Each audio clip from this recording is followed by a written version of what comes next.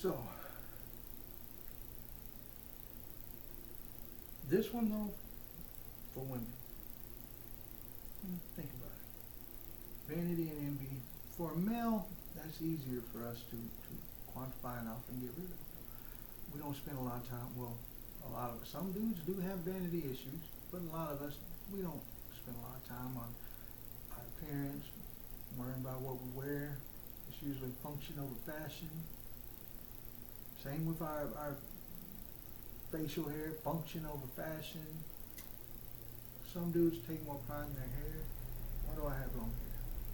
Let me tell you a little story. After my game days, I was running into some issues every time I went back to Pleasant Grove. And I usually went back to Pleasant Grove for winter. So I was going back there for the wrong reasons anyway. But anyway, a friend suggested, why don't you just grow your hair out? Shaved it on the side, did the whole thing of, and then it, shaved underneath, shaved on the back, and then the top grew out. Did that, and it was hilarious. Then one small change, that and the way I dressed, and I could walk by an old enemy. I had to occasionally go into some places like a government office or something like that. I would see someone that I may have had issues with in the past. Don't give any indication. Walked right by them. They didn't even look at me. I was not in their field of concern. This guy was successful. But at that point in my life, I was also still angry at God. I was trying to wrestle through a lot of stuff. I was trying to come to some conclusions. I knew God existed. I was angry. So I called myself an atheist. But my long hair, skinny, my facial structure, too many people, I would write, hey Jesus, and I would get angry. I got angry about it. Don't call me Jesus. I ain't Jesus. I'm so sorry for that. So, fast forward a little bit. First wife didn't like my long hair. Got me to cut it. Yes, it looked better. Yes, it looked a little more professional. But when I found Jesus, He let Him in my heart.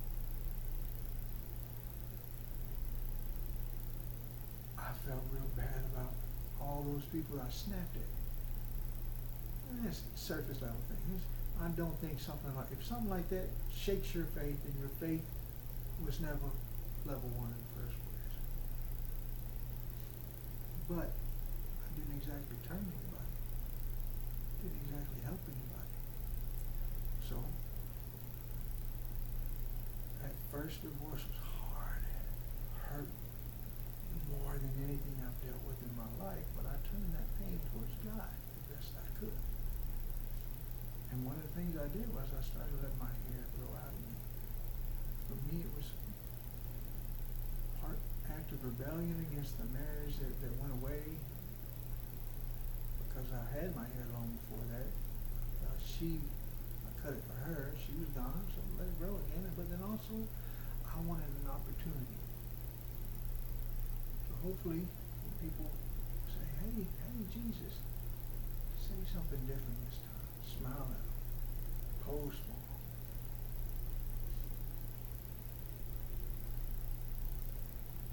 God has a sense of humor. Occasionally someone would say, hey, Jesus. But my first marriage, after my first marriage, I was no longer the skinny kid I was before that marriage. We both put on a lot of weight during that pregnancy. I don't regret it, because it helped her get weight for my child. When a woman loses that weight from the baby, it's much easier. Me, my spine issues, my back issues, I've never lost that weight. Put extra weight on top of it. I say since my alignment, I've come down about 50 pounds, but the point is, instead of reminding people of Jesus, too many people said I reminded them of Led Zeppelin. So, kind of a didn't work out the way I did, but I always wear my hair long now.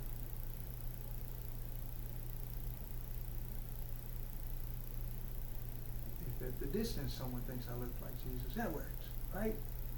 They get up closer and it's like I look more like an old rocker, cool, but from the distance it may be someone's first thought is Jesus. It's working.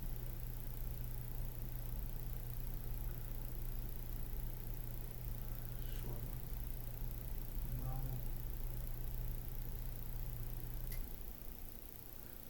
Yeah, let's talk about the rapture. One of the things I think I've been tracking different things. I call it surfing chaos, but also I look at science. One of the things I've been tracking is I'm expecting some kind of large-scale earthquake. What that earthquake does is it set off a supervolcano or not, but I got a feeling that if something like that happens sometime this year, that'll be a sign that will greatly up the chances of the rapture happening this year. What exactly God's looking for, what exactly God's watching for, maybe He's given us the chance to please Him.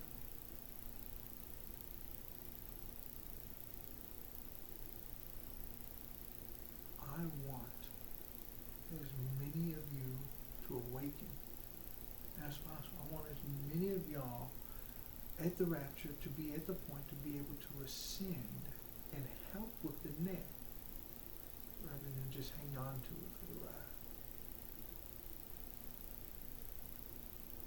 Our Lord has done so much for us. This rescue mission, everything He's done.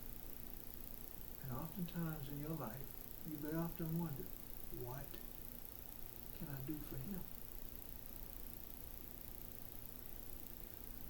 Stuff at level 1. All that Sermon on the Mount, feed His people, help His people, spread His word, all that great things.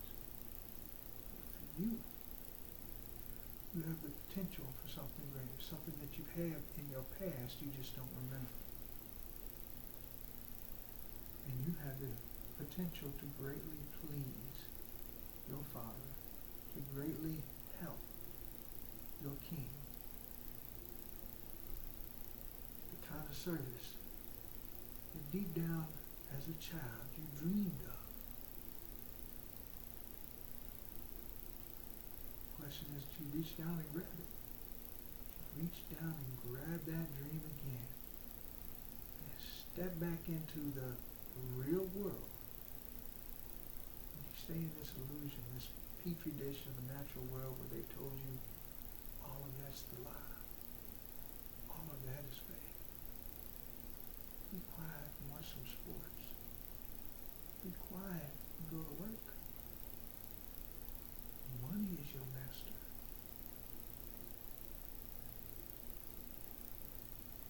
I've made my choice. And if I don't climb as high as y'all, that is fine.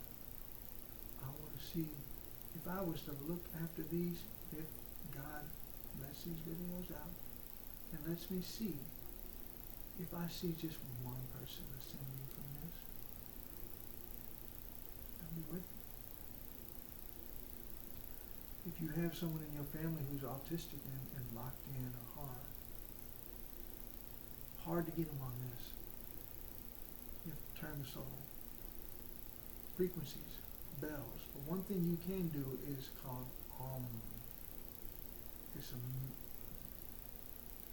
it's a mantra used by both Buddhists and Hindu.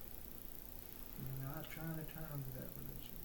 You're trying to connect to a past life that they were spiritual with, that will get their attention to turn. Those are played at those special frequencies as well. Look at, you can find these videos on YouTube. If someone's locked in or something like, or non-verbal, find the frequency that works the best, but I still think the frequency for the crown chakra is your best bet, because you're trying to get them to turn their soul.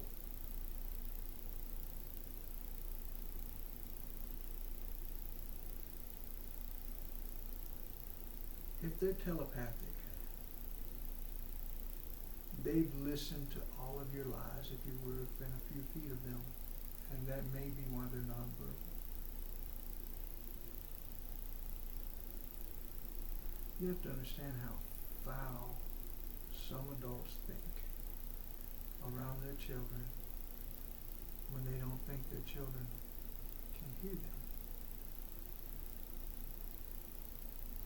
Me, I had a life, my previous life, where I achieved enlightenment, but I was too old to become a Buddha.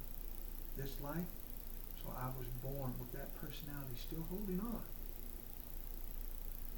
Telepathy.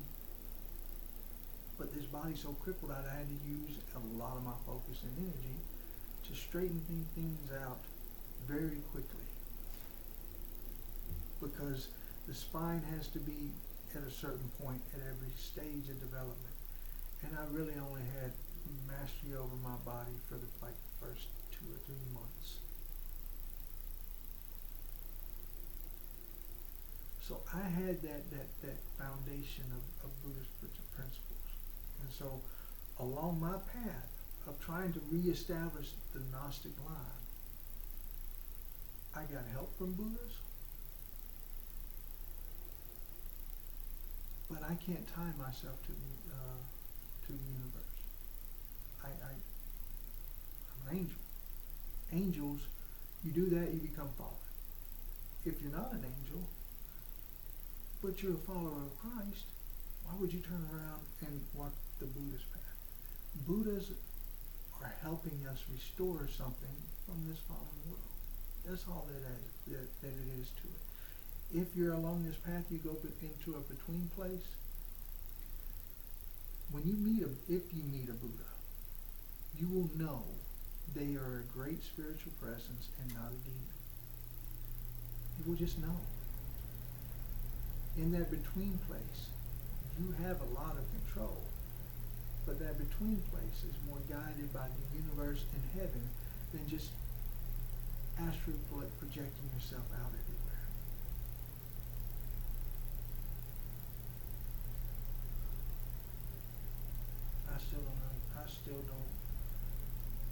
I've never had trouble with vanity in the sense of my appearance and all that. Younger man, yeah, I cared more about my appearance because I was trying to attract women. Now I'm older, I'm not trying to get a mate. I have no interest in a mate. So I dress the way I want to dress that's more comfortable, fashion I want to wear. I try not to dress trashy. I try not to dress in a way that someone will see me and be like, yes, you call that a follower of Christ? Too many Christians are way too judgmental.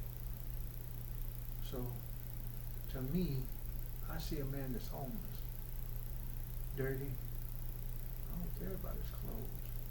I don't care about the dirt on him. I'm looking for something deeper. If you've already overcome darkness, you should have that ability. And if you don't feel it, do those thought exercises. Decalcify your pineal gland. Consume gold. Edible gold leaf. There's also medicinal liquid gold. They break it down with acid. That one's a little bit easier for the body to use it, but they use it in a lot of different things. But here's the thing that's the little dirty secret.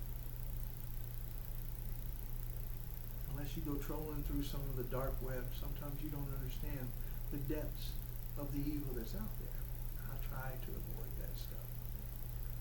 But there is some things I look for. Because God says for y'all, for us, to not practice mysticism, things like that. These still have natural world equivalents, which is Eastern medicine is closest thing to old school alchemy, stripped of all the demonic and the divine. The thing is though, some of those Eastern medicine practitioners know some of those old ways of the demonic or the divine. And a lot of times the demonic is just attempt to mimic the divine. That's it. So, have to avoid that stuff. But some of that stuff has some reference that makes you understand certain things, certain components. But yes, I have looked at that to try to understand, what are they trying to make? What are they trying to accomplish? Intelligence is important in any war. This just as much. The point is to collect intelligence, not act upon it, not practice it. That's why in my library I have books that I would not recommend to anybody that is not firmly in this path and only for reference. The reason why is I say that is because, yes, this is a fallen world. The demons have screwed with almost everything. God had to put considerable effort in keeping the Holy Bible as pure as possible. But even then, there's still debate over which books should be in the Bible, which should not, blah, blah, blah. They're treating the Bible like the Torah of old. It's good to study these things. It's guidebooks.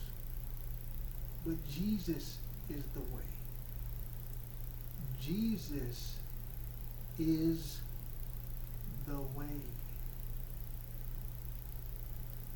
That's the part of the Bible, of every guidebook, of everything that your research needs to be focused on. Jesus is the way.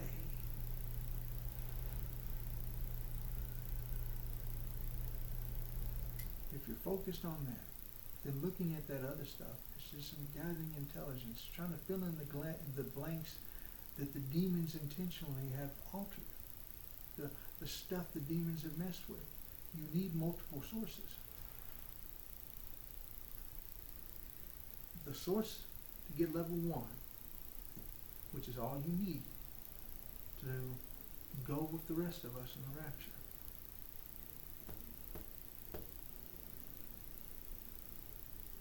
Practice that. But I gotta give me some lunch. So my name is Brian. This kingdom comes, and it comes quickly.